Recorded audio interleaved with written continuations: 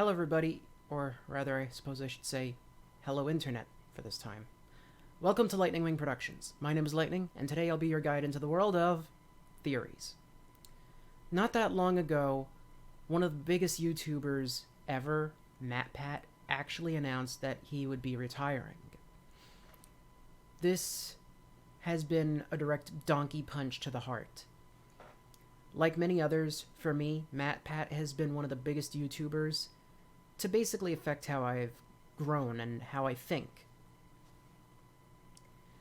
I have always loved watching game theory and listening to Matpat go on about some of his theories. One of my favorite theories that he's done was about the Chaos Emeralds from Sonic the Hedgehog and how they're supposedly quartz crystals due to how they can actually come in all 7 colors and have something called piezoelectricity.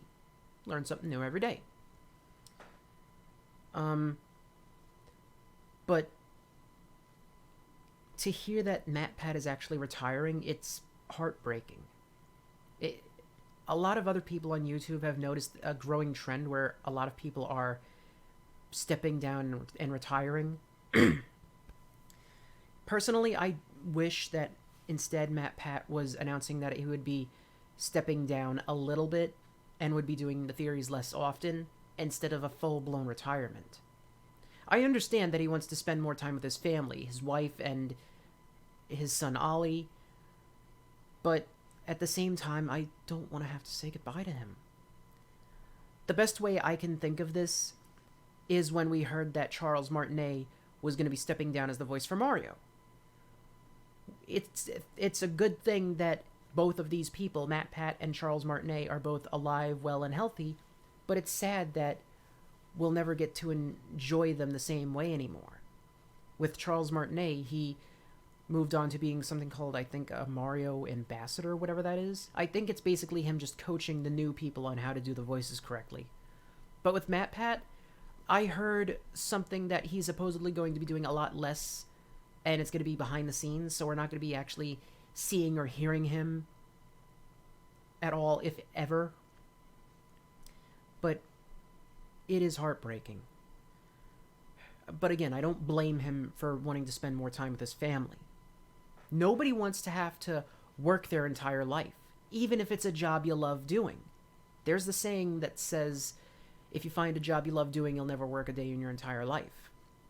Well, obviously that's wrong, because even if you do find a job that you love doing, you'll still have to work, because you're going to have to worry about things involving your job.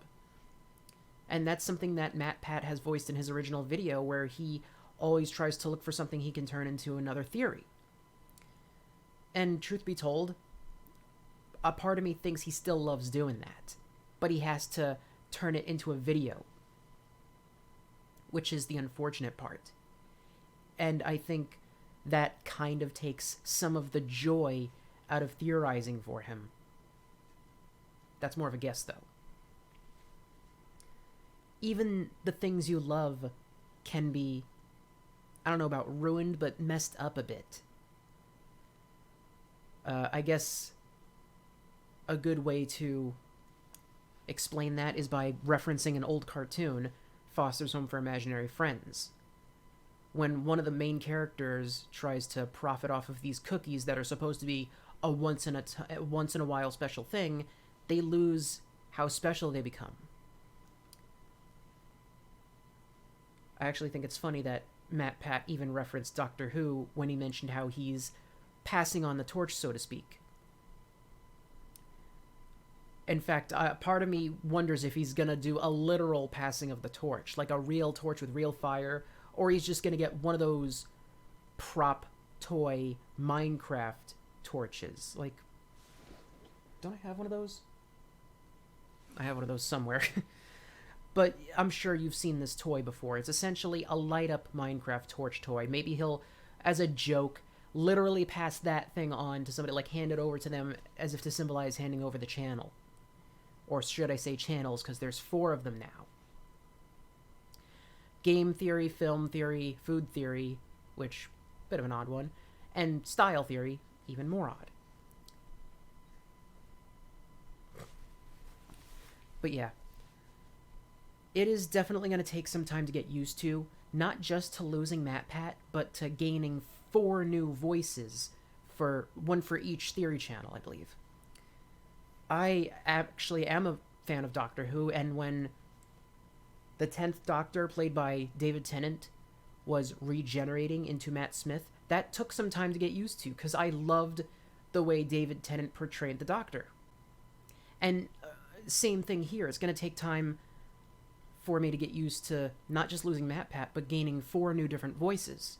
I'm sure that within time, I, like many other people, will grow to love these people, because they'll have their own different personalities, obviously, and they'll bring something different to the table. It's like, okay, I don't like having to bring up Will Smith because of what he did to Chris Rock, but with his interpretation of the genie, he brought his own version of the genie to the table, while still trying to emulate a little bit of Robin Williams' version of the genie.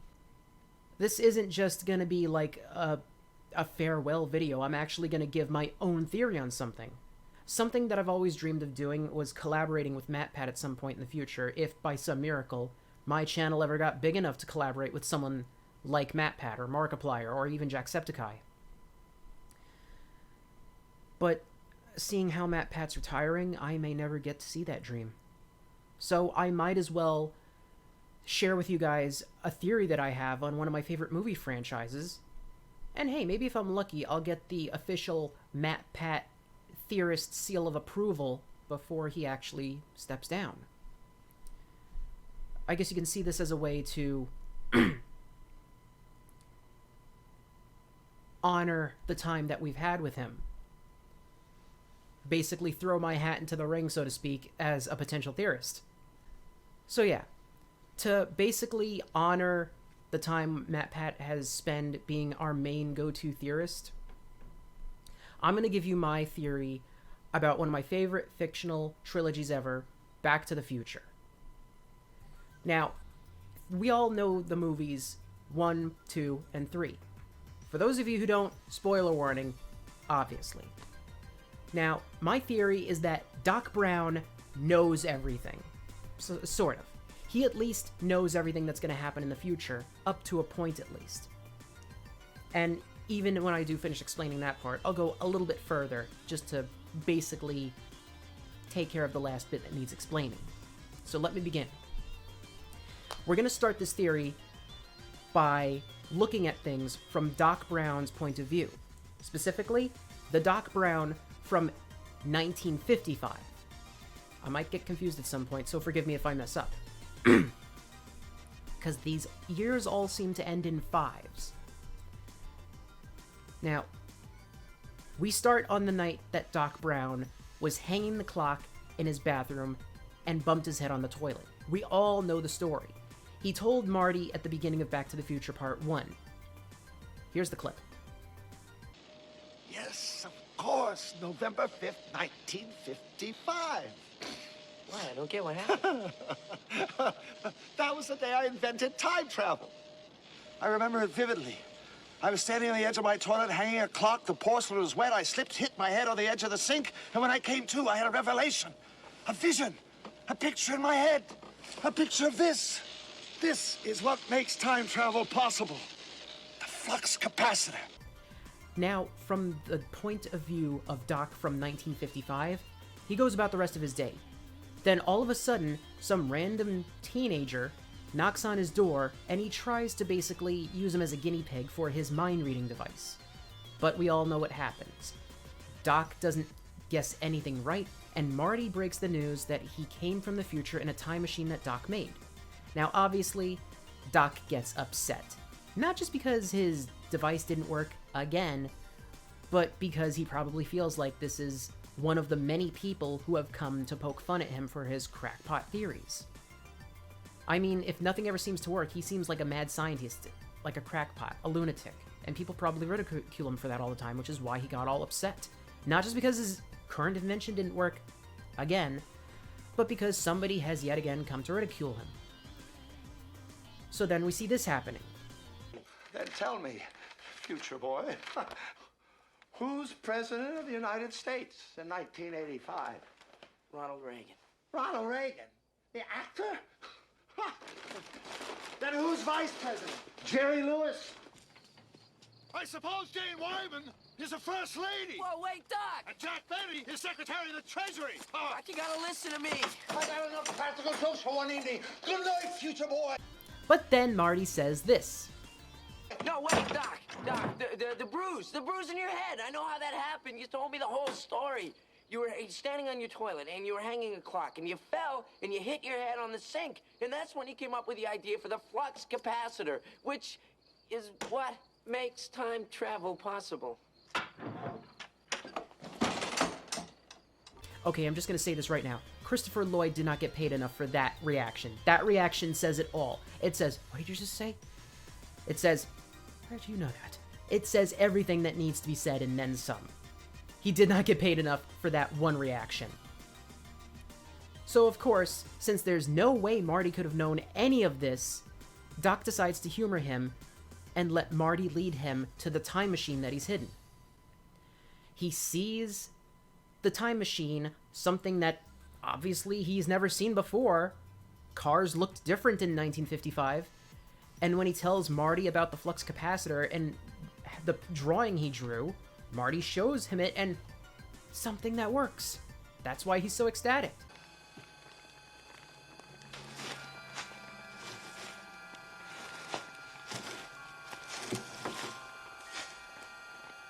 After I fell off my toilet, I drew this. Flux capacitor.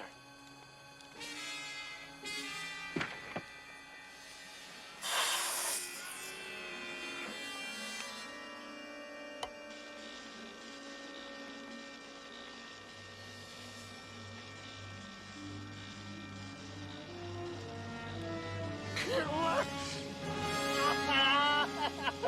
It works! I finally invented something that works! It's your ass, it works. Somehow we've got to sneak this back to my laboratory. We've got to get you home! Now we all know what happens next. Doc and Marty get the DeLorean back to Wayne Manor. Wayne Manor? Now we all know what happens next. Doc and Marty bring the DeLorean back to Brown Manor.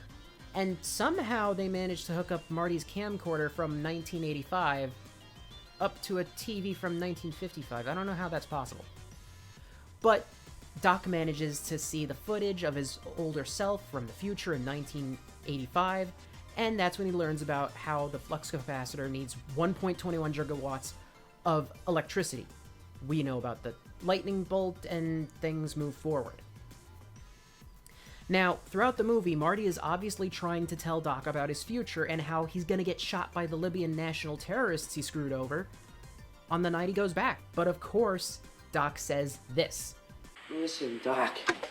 You know, there's something I haven't told you about the night we made that Please, tape. Marty, don't tell me. No man should know too much about his own destiny. You don't understand. I do understand. If I know too much about my own future, I can endanger my own existence. Just as you've endangered yours. Because in case you forgot, when Marty got back to 1955, he accidentally prevented his parents from meeting. Hence the whole plot point for the first movie. At least half of it. Half of it's trying to get his parents back together, the other half is sending him back to the future. Roll credits. But not yet. Now, despite Doc's best efforts, he is still clearly curious about the future. The reason why we know is because of this clip.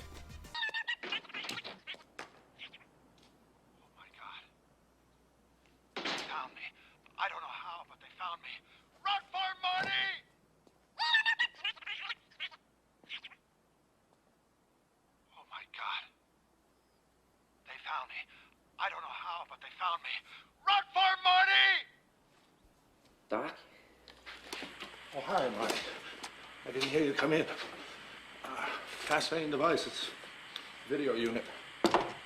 Doc got caught with his hand in the cookie jar. He was caught looking at the video of his future self telling Marty to run, that somebody found him. We don't know if he heard this part. Doc, you don't just walk into a store and buy plutonium. Did you rip that off? Of course, from a group of Libyan nationalists. They wanted me to build them a bomb, so I took their plutonium and in turn gave them a shiny bomb casing full of used pinball machine parts. Come on, let's get you a radiation suit. We must prepare to reload. Because we don't know if the camera was even rolling, or even picked up what Doc was saying. But we definitely know he heard his future self tell Marty to run, and how did they find him? So, the thoughts are rolling through his head. Who's looking for them? Why did they find him? How did they find him? Why is he telling Marty to run? He must have done some shady business to make the time machine work. He's at least able to put that much together. Now, of course, we fast forward to more of the end of the movie, where Marty wrote a letter and Doc finds it in his pocket a bit sooner than Marty would have liked. Doc tears up the letter because he refuses to accept that responsibility because he's so scared that he's going to screw up the future the way Marty has and cause another time paradox. But before he's able to get rid of those torn pieces of the letter, Marty tries to obviously tell him, only for Doc to plug his ears right before a lightning bolt causes a branch to cut the wire off. Have a look.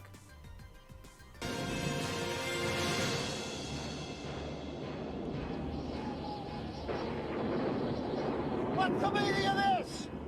Find out in 30 years! It's about the future, isn't it? It's information Wait a about minute! the future! I warned you about this, kid! The consequences could be disastrous! Doc, that's a risk you're gonna have to take! Your life depends on it! No! I refuse to accept the responsibility! In that case, I'll tell you straight out! Great Scott!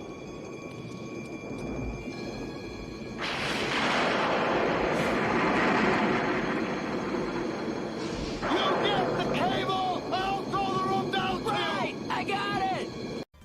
Now, we know that Doc did eventually put the pieces of that letter back together, as we saw at the end of part 1. So, I think what happened is Doc unconsciously shoved those torn pieces of the letter in his pocket for later, whether to properly dispose of them, or because it was just an unconscious, knee-jerk reaction to what was going on. In that case, I'll tell you straight out! Great Scott!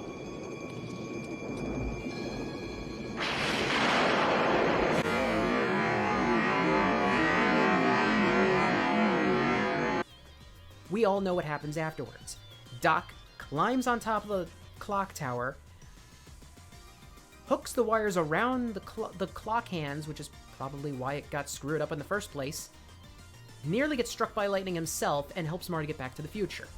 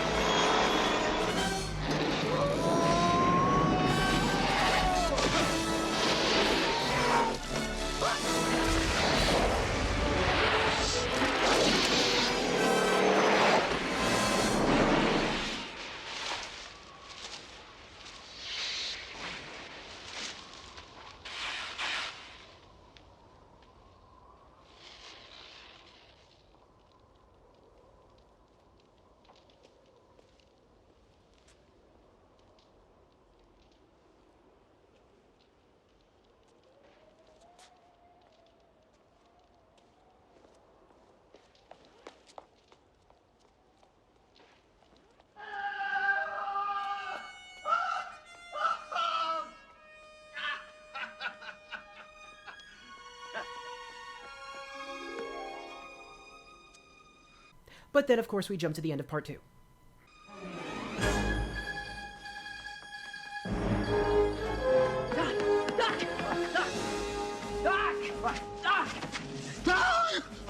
Okay, relax, Doc. It's me. It's Marty. Oh, it can't be. Just sent you back to the future. Oh, I know you did send me back to the future, but I'm back. I'm back from the future. Great Scott. Doc! Now, I can understand why Doc fainted. He just went through this whole mess, climbing all the way up on top of the clock tower, having to zip line down the wire to fix it, nearly getting electrocuted, just to send Marty back to the future, and he's back already. I'd probably faint too after going through all that, only to have it look like it amounts to nothing. And of course, when Doc woke up again, he thought he was hallucinating. He thought he was going insane. I saw a vision of Marty say he had come back from the future. Hey, Doc. Undoubtedly, this was some sort of a digital image.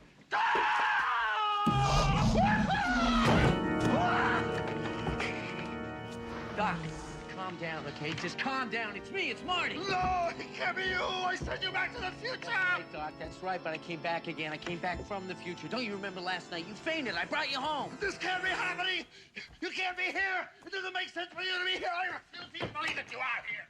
Doc, I am here, and it does make sense. Look, I came back to 1955 again with you, the you from 1985, because we had to get a book from Biff. So once I got the book back, you, that is the you from 1985, we're in the DeLorean, and it got struck by lightning, and you got sent back to 1885.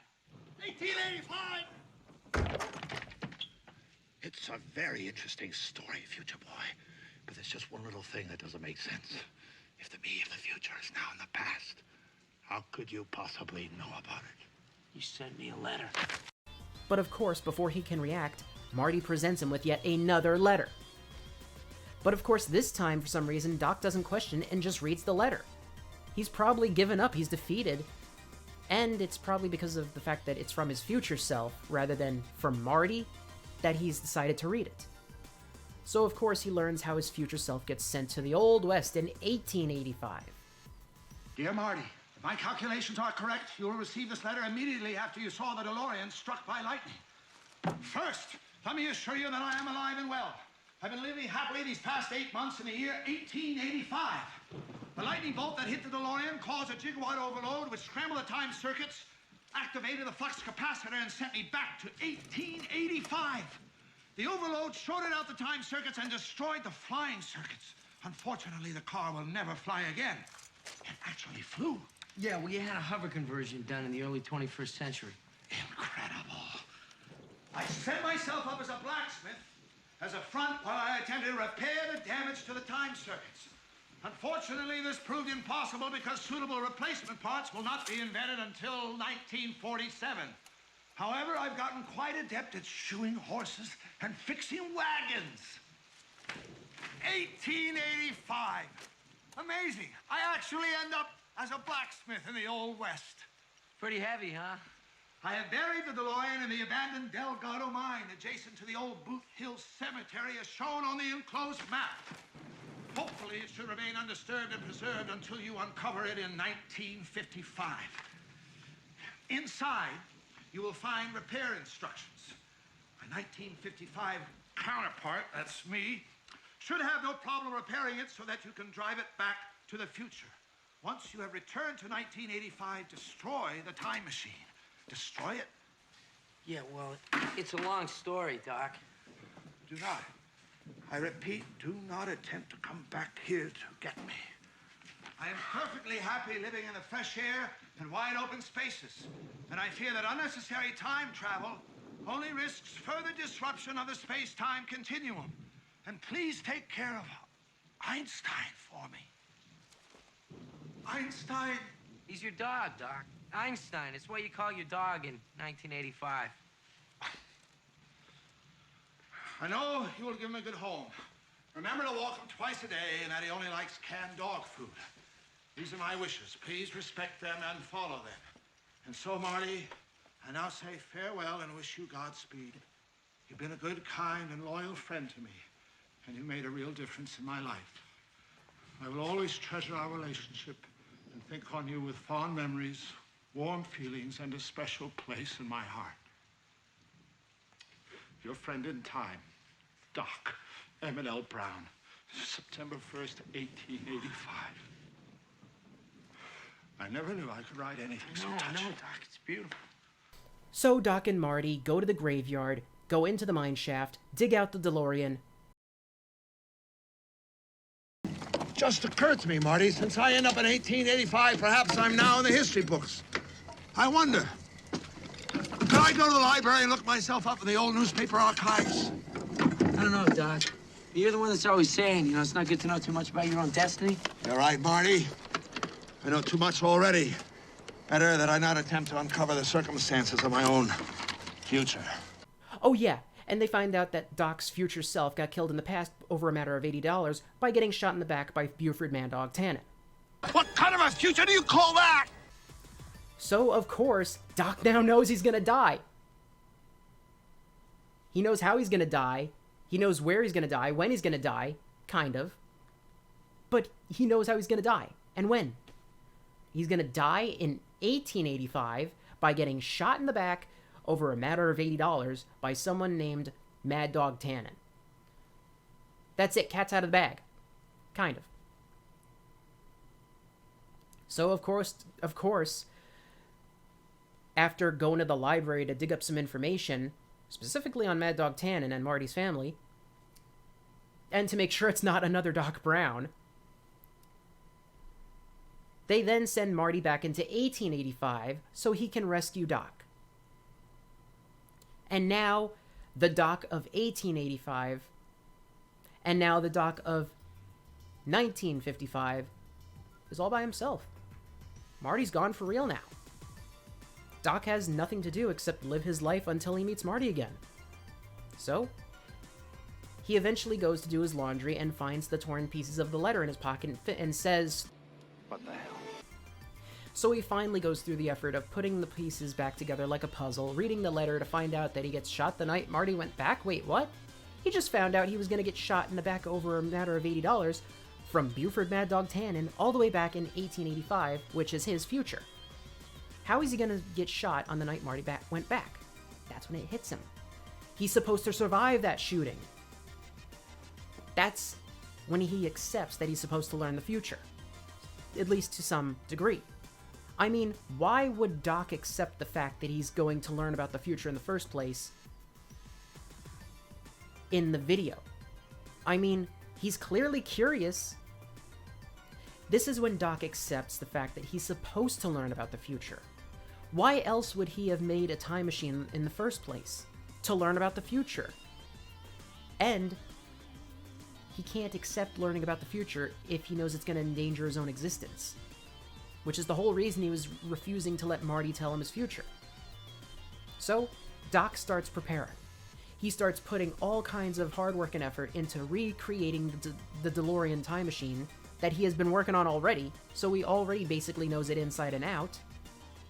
He had to, in order to make that hook work with the flux capacitor. He sells Brown Manor to have enough money to build the time machine. And when the DeLorean finally comes out, he gets one for himself and invents this crazy excuse that he might as well do it with style. And let's face it, it does look better than making a time machine out of a refrigerator. Fun fact, that was the original idea of the movie before they decided to make it a time machine. I mean, a DeLorean. He puts the time machine into the DeLorean. He gets a bulletproof vest. He keeps the starting gun from Part 3. And when the Libyan national terrorists actually confront him, he screws them over by giving them A shotty bomb casing full of used pinball machine parts. Giving the plutonium that he needs to generate the 1.21 gigawatts of electricity to travel through time. And he basically just bides his time until he runs through the events that we see Doc from 1985 go through. Going through the events of Back to the Future Part 1, Part 2, especially involving all the stuff with Biff and Hell Valley, as the messed up sign in Part 2 suggests it's called, all the way up until Marty goes to burn the almanac. Now, when Doc is in the air and almost gets hit by lightning, he makes up a lie, saying that he's got to go around or something. Doc! Is everything all right? Over! That's well, Marty.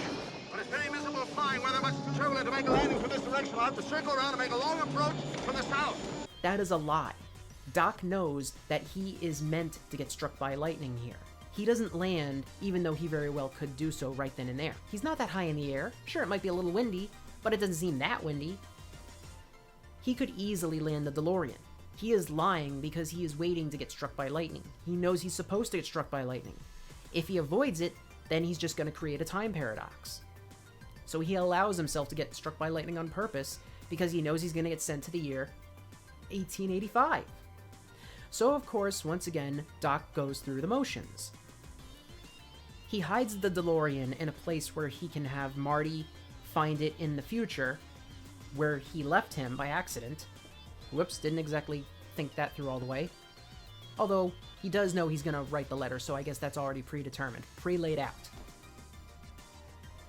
He goes to town, what is the start of Hill Valley, makes friends with the mayor, becomes a blacksmith, and a local inventor of sorts, and just lives out his days.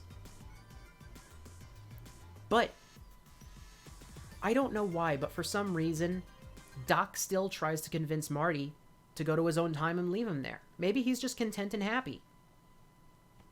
The only thing he still doesn't know anything about is Clara.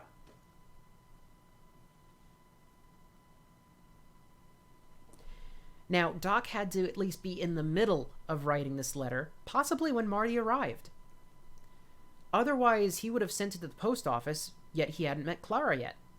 Doc was probably still in the process of writing the letter, making sure he got all the details correct, so this way his 1955 counterpart would be able to help Marty fix up the DeLorean and the time circuit components.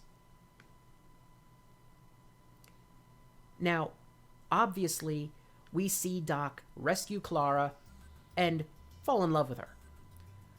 So since he's still in the middle of writing the letter, he includes the stuff about how he wants to stay in the West so he can stay with Clara. He's not thinking clearly.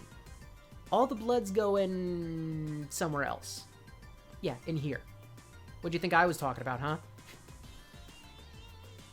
Yeah, he's thinking with his heart and not his head.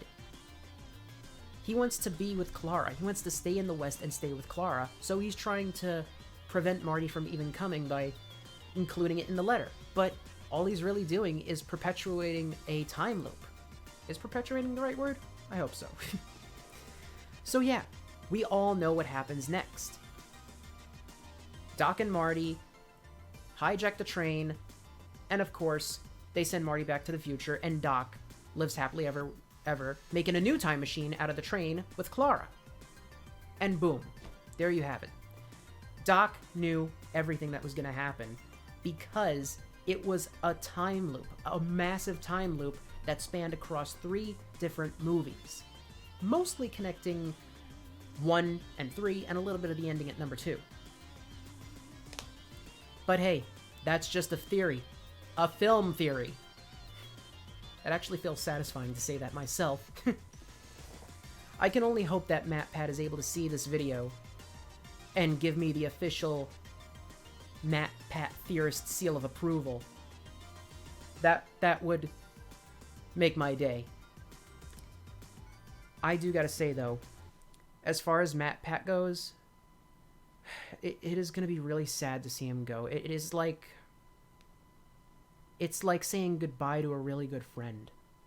Even though I personally have never interacted with Matpat myself, sadly, it's like he's been a friend to all of us, taken us through all these different theories, especially the metric tons of FNAF theories. In fact, speaking of Five Nights at Freddy's, we were able to see Matpat in the Five Nights at Freddy's movie, so that's a plus. And we got a really good game theory song made by the Stupendium.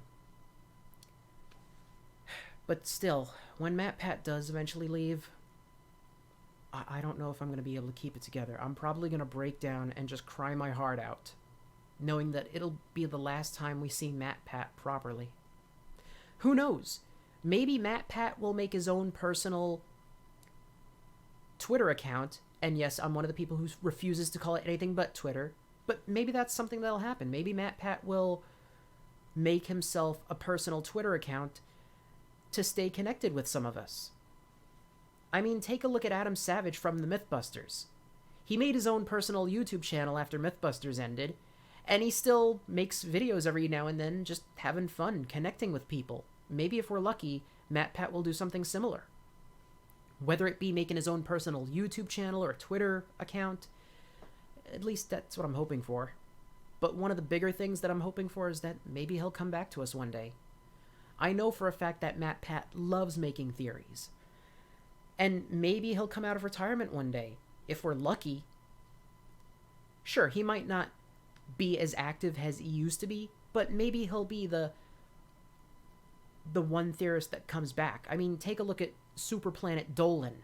We finally got Shima back, even though it's a different voice actor.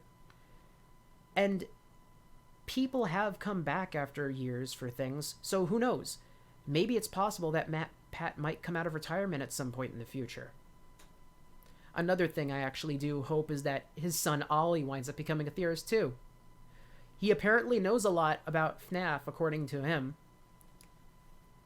Like father, like son. And thinking about Matpat's son Ollie is making me think about Steve Irwin's son and how he's basically filled his father's shoes, more or less. Only thing he's missing is his own TV show. But yeah, it is extremely difficult to say goodbye. And I'm sorry, but I refuse to say goodbye. Instead, I actually intend to say, see you next time. Because I still feel like no matter what, it's only a matter of time before we see Matpat again. Whether he does come out of retirement at some point in the future, whether he does make another cameo in the new FNAF sequel at some point later, or maybe, who knows, maybe I'll just get lucky and bump into him randomly in person one day. You never know what'll happen. But to honor Matpat even more, I am going to be adopting some of his iconic phrases into my own YouTube channel. Earlier I said, hello internet, like he does, instead of my usual, hello everybody. I normally say, hello everybody and welcome to Lightning Wing Productions. So from now on, whenever I make a theory video of my own, I'm going to honor Matpat by instead saying, hello internet and welcome to Lightning Wing Productions. And, like I said earlier, I'm going to be using his iconic phrase as well, that's just a theory. I'm not the only one who uses that theory. There are tons of people who quote Matpat by saying, it's just a theory, no matter what theory it is. In fact, whenever I hear the word theory, by itself even, I instantly think of Matpat. If you open up a dictionary or open up Wikipedia and look up the definition of a theorist, Matpat's face should be right there. He has affected so many of us in such a major way that it is going to be extremely sad and difficult to see him go. I'm getting a little shaky right now saying this.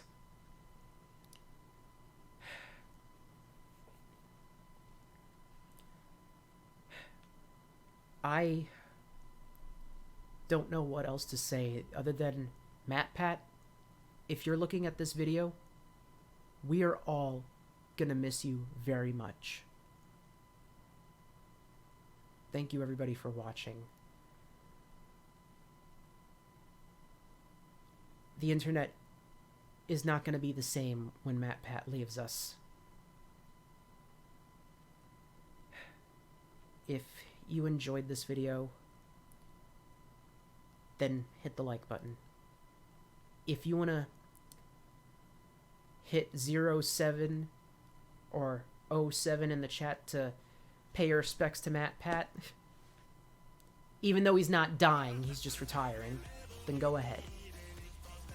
Or if you have any comments about my Back to the Future theory, go ahead and say your piece.